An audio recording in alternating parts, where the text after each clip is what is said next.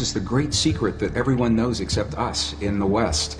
Almost any other culture that we go to, from the monasteries in Egypt and Tibet and India into Bolivia and Peru, the indigenous traditions, little villages in the Andes Mountains, they all know that there is this experience that we can have inside of our bodies that affects our world in some way, and our science simply has not allowed for that historically. Well, I was trained as a scientist, and I was trained to look in the world around me for my answers, so I began to go to these places. I began to go into the monasteries, all the places that I mentioned. And it was through the direct experience of sitting in the presence of people who have lived and practiced the kinds of traditions that Louise Hay and the other authors I'm so blessed to be sharing the stage and this information with, that they teach about. And what we begin to understand is that this is the place where science got it wrong. There are two places, two assumptions that science has made, modern science. And they're coming full circle and correcting that now. But the first one is that the space that we believe is empty is not really so empty. It's full of a living essence, of a living material that we're only beginning to understand, number one. And number two, the fact, and it is a fact now, that we may have experiences inside of our bodies that influence the world beyond our bodies through the conduit of what's in this space. So it was in going into the monasteries and the nunneries and speaking with the indigenous people, looking at them eye to eye, heart to heart, God to God, and I could say to these people, when you just performed that miracle, when you just performed that miraculous healing, what is it that you did inside of your body to make that happen? And if I didn't understand what they told me, I'd ask them again and again and again through the translators until I understood that they were creating an experience, producing an effect inside of their bodies that my science never told me was possible or existed. And that was the path that led me. I just want to emphasize, science is good. And I believe our science is good and served us well. It simply is incomplete. And so it was that path that allowed me to flesh out the missing pieces that we're only beginning to understand today, marrying the best science of our time with the wisdom, 5,000 years of wisdom of our past, into a greater understanding. And that understanding brings us right back to the question. That's a long answer to a short question. But it brings us back to where we're only now beginning to understand that there is something that we can do in our lives that influence not only the physical body, ours and those of other people around us, but literally influence the physical reality of our world, and that changes everything. It changes everything that we in the West believe about ourselves. So as a scientist, I've also come to understand this is a very different way for many people to think about themselves and their world. And I've found that there's a learning curve that our audiences and our friends and families and co-workers in my career at the Water Fountain, this is not something that people typically talk about in a technical organization. They don't wake up in the morning and say, what kinds of feelings, what kinds of dreams, what kinds of healings did you have over the weekend? You know, they're talking about who won the football game and who won the lotteries. But this is where it brings us, the relevance in our lives, because we all are having experiences every day. Whether we are consciously aware of it or not, those experiences are physically affecting our bodies and our world. Western science now is beginning to understand, only in the last years of the 20th and now the first years of the 21st century, it is now a scientific fact that the space between things is anything but empty. It is full of a living, pulsating essence that is so new, scientists have yet to agree on a single term. Some are calling it a quantum hologram, very technical sounding name. Dr. Edgar Mitchell, the former Apollo astronaut, I've had the honor of sharing a stage with him a number of times. He calls it nature's mind. Stephen Hawking calls it the mind of God. Others simply call it the field. In 1944, the father of quantum physics, Max Planck, identified the existence of this field, and he called it the matrix. He said, underlying everything that we see, our bodies included, everything we see in the world around us in our bodies, he said, there is the existence of what must be a conscious and intelligent mind. This is his language in 1944. He said that this mind is the matrix of all matter, and it's from his work that the movie series began and many of the ideas that we have today. So what we know is this, is that we have the opportunity to influence that field in ways now that we're only beginning to understand. It's done through the human heart. It's not a thinking process. Thoughts are important. The ancients made a distinction between thoughts and feelings and emotions. And it's the feelings that are centered in our heart, what are called coherent, heart-based emotions. We know that when we feel a feeling of love, compassion, understanding, forgiveness, when we change the self-esteem, that there is an effect from that it changes the electrical and the magnetic fields in our heart, and that those fields literally change the stuff that our world is made of around our bodies. Our hearts are the strongest magnetic field in our bodies, and our hearts are the strongest electrical field in our bodies, much more so than the brain. While the brain does create those kinds of fields, the heart is many times stronger. And what the science now is showing is that when you can change the field that the atom is in, you change the atom. And we're made of those atoms.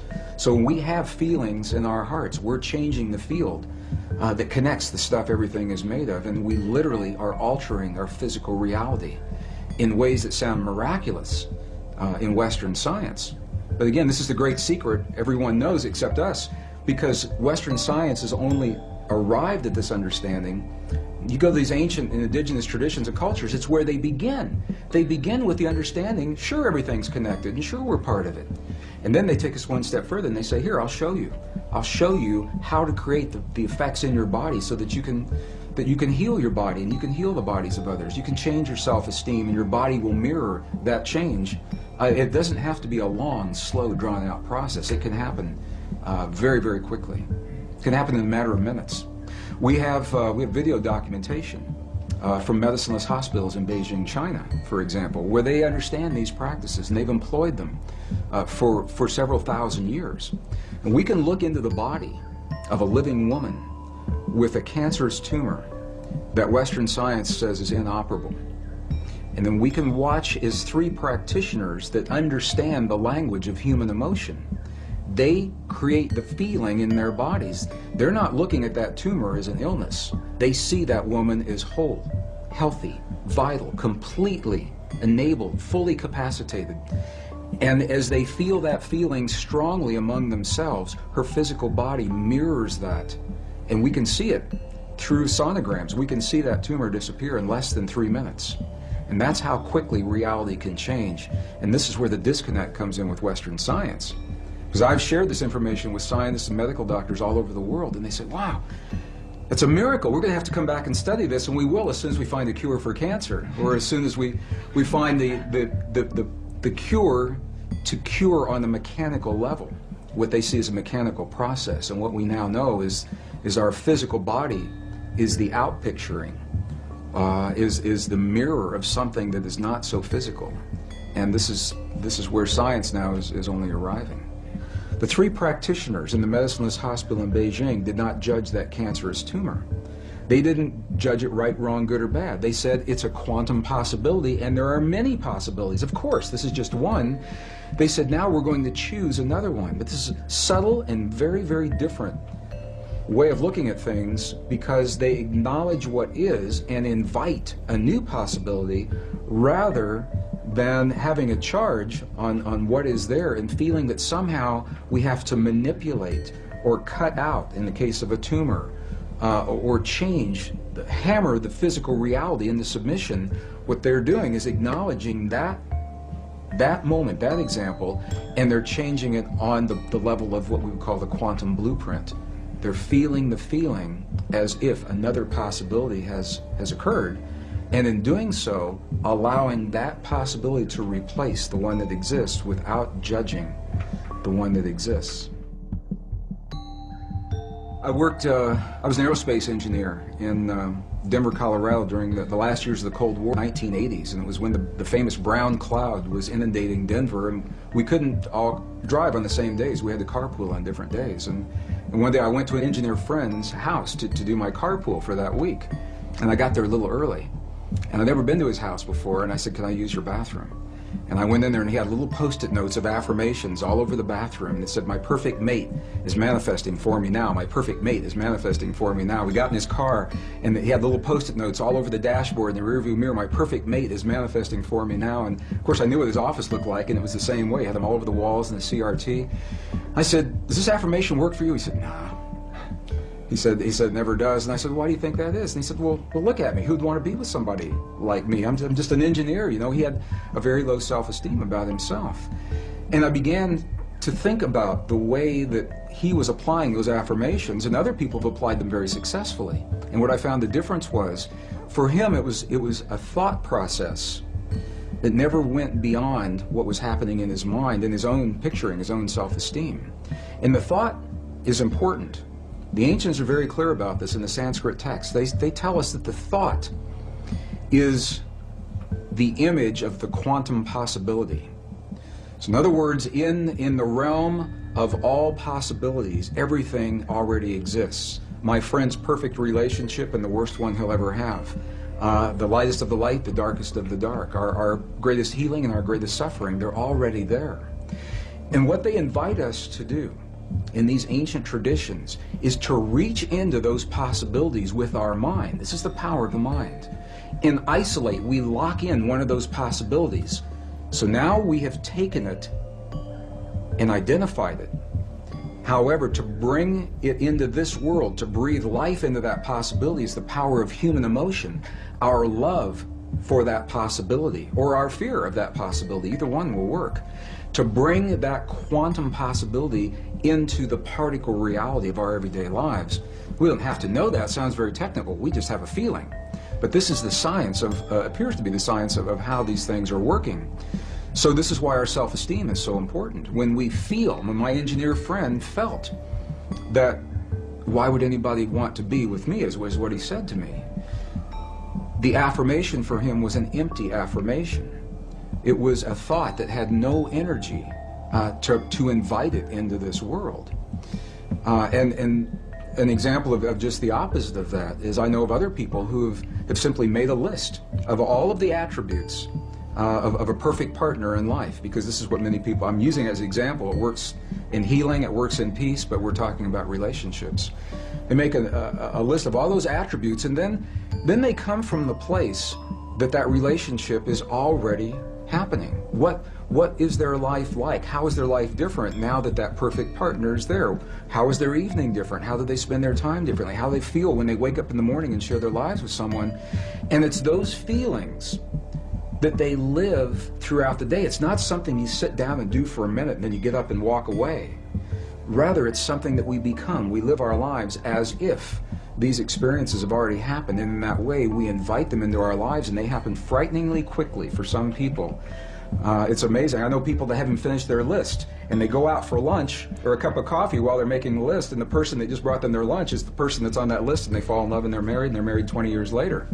I know people that's happened to. So it's about clarity. It's about specificity. It's about being personal. Being very clear that these are personal desires. Scientifically, it appears that this field, the divine matrix, it is a mirror and a bridge between our inner and our outer worlds. And it can only give us what we give it to work with. And the interesting thing is that we have been conditioned to feel the feelings of the things that we don't want in life and that we're afraid of.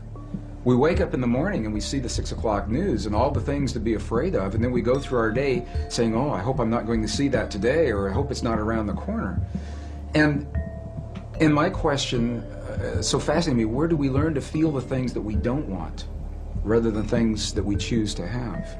And how would our lives be different if we could cut through all of the static and simply choose in our lives what we would like each moment of each day, or our relationships, or our abundance, or our careers, or the peace in our families to look like? What would our lives look like if we could do that? And there's very good scientific evidence showing precisely what our lives would look like, because we would very quickly experience everything that we've created. When we go into the other cultures, and I'm referring again and again to this wisdom, we had this wisdom in Western cultures and it was lost in the 4th century. About 1700 years ago, it was edited right out of our most cherished spiritual and religious traditions, the biblical edits of the 4th century. It was not edited from the other cultures that we've visited, and that's the value of going into these cultures. And they identify 3 separate yet related experiences that we all have in our bodies, and they literally call them thought, feeling, and emotion. And here's the difference. The thinking they identify with the 3 upper energy centers of the body. The Sanskrit traditions have a 7 energy center or 7 chakra system that they work with. And they say the upper 3 are related to what we call thought or logic processes. So when we think about something, we picture it in our mind, that perfect relationship or peace between nations. But we can only invite it into our lives when we breathe the power of emotion into that thought. The emotion comes from the lower 3 of those creative centers in our bodies. So when we breathe the power of emotion into our thought, we imbue that thought with life. And those 2 energies meet in the one center that is not accounted for yet in our model. It's in our heart, or what scientists call the 7-layer liquid crystal oscillator in the center of our chest, but we'll just call it our heart, because that's what it does. Our heart is creating electrical and magnetic waves that are influencing the world around us based on what we think and the emotion that we breathe into those thoughts to create the feeling. So now we've just defined feeling. Feeling, by definition, from the Sanskrit tradition, is the union of thought and emotion, creates the feeling. Now what makes this really interesting is that those traditions say we are capable of only 2 primary emotions: love and whatever we feel the opposite of love is. And when you get really deep into the teachings, there are 2 aspects of the same thing. But what they say is when we have our thought, we are either breathing the love of that thought or our fear of that thought to create the feeling, and the feeling then becomes sadness or joy or compassion or anger. Those are not emotions, those are feelings. Now for some people they say, well, you know, you're nitpicking. What difference could it make? And these are the subtle differences between these ancient ways of viewing this inner technology. It's literally a technology, because we can have the same thought or the same affirmation and imbue it with a different emotion and have completely different feelings and create a different outcome. And this is the great secret that was edited out of our Christian and pre-Christian, Judeo-Christian traditions when 45 books were removed in the 4th century. 20 were taken out completely. Another 25 were condensed and rearranged. And we know this because we found the information now in the Dead Sea Scrolls, the Nag Hammadi Library, the Coptic, the Gnostic texts. So we know what those texts would have said if we had had them. But the interesting thing is, without those texts, we tend to rely upon the written word, the validation,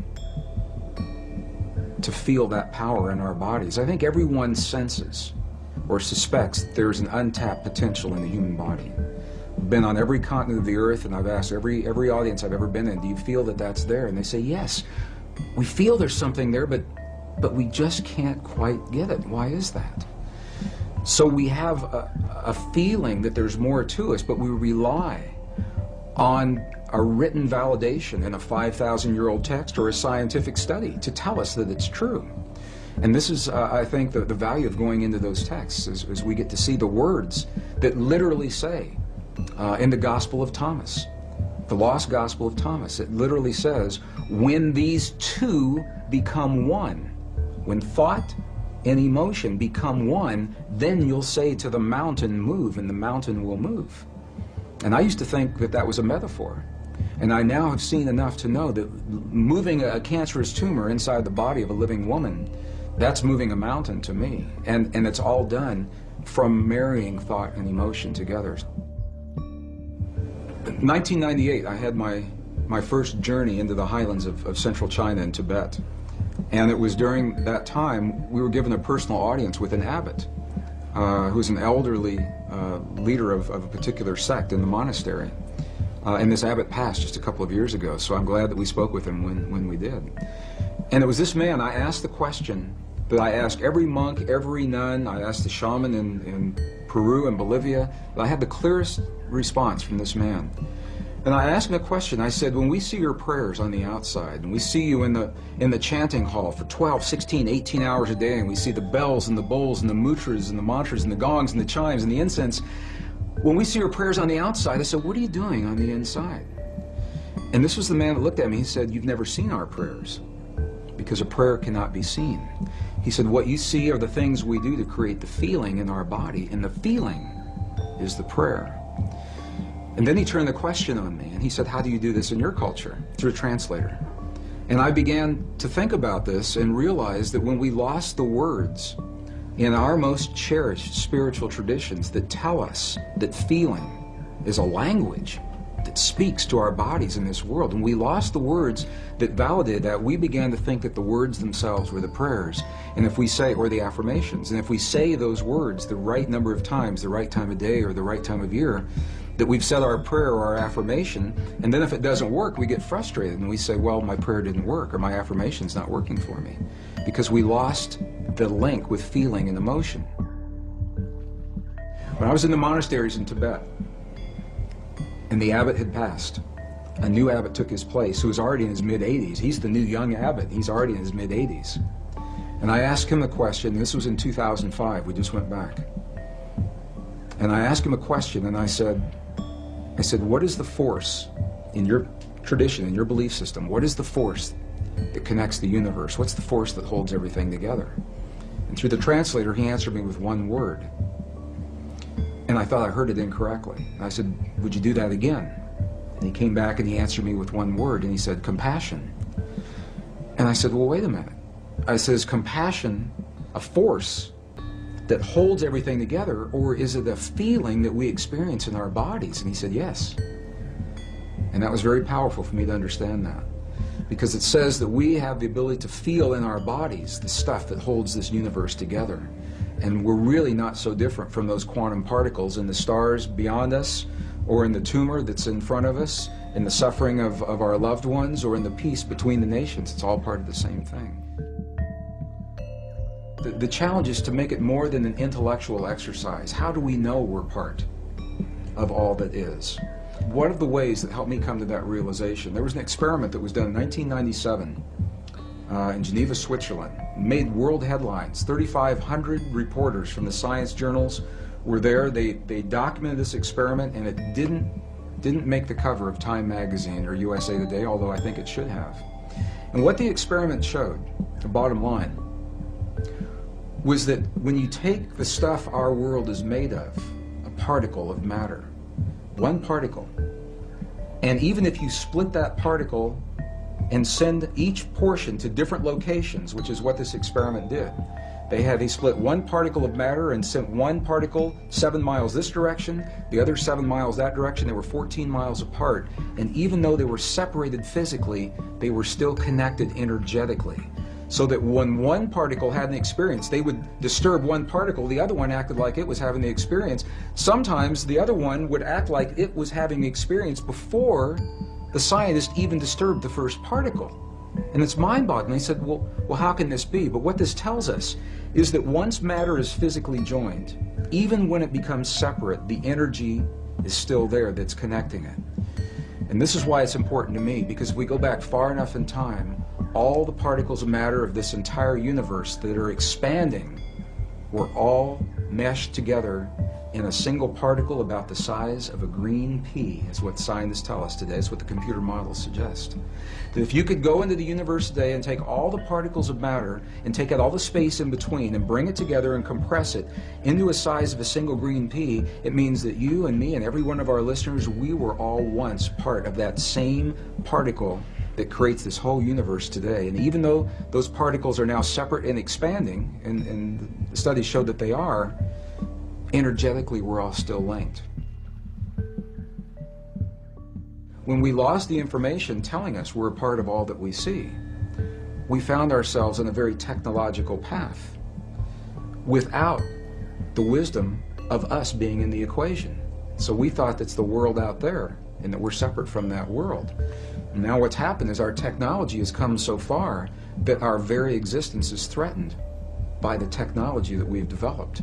Whether it's the wars or the viruses or the climate change, So I believe we've come full circle now to survive our time in history. We've got to write ourselves back into the equation. Our prayers, our affirmations, our beliefs, our language. And when they're spoken through the language of the heart, they have a direct, powerful, and immediate impact on our bodies and the world around us. And it invites us to be very, very aware of what it is that we truly hold in our hearts as the truth of our world, because we live that in our lives, from the lightest of the light to the darkest of the dark, the greatest fears and the greatest joys. What we're beginning to understand is that human emotion and feeling and belief is literally a language. It's a non-verbal language that this field recognizes and understands. And the field works in what we call real time. It doesn't know about a few minutes from now. So if you say in your affirmation, 20 minutes from now, I'd like for my perfect mate to manifest for me now, it doesn't know about 20 minutes from now. It is a real-time application, and this is why the key, and this is what the ancients say, and this is what the monks and the nuns tell us real-time today. They say to be very specific about what it is that we're choosing to have in our lives, because what we're doing, and it helps if we understand this, what we're doing is in the world of quantum possibility, in the soup, the nebulous soup of all possibilities, what we're doing is we're isolating, we're locking one into place. And if we're not specific about what that possibility is, then how can the field be specific about what it is that it gives to us?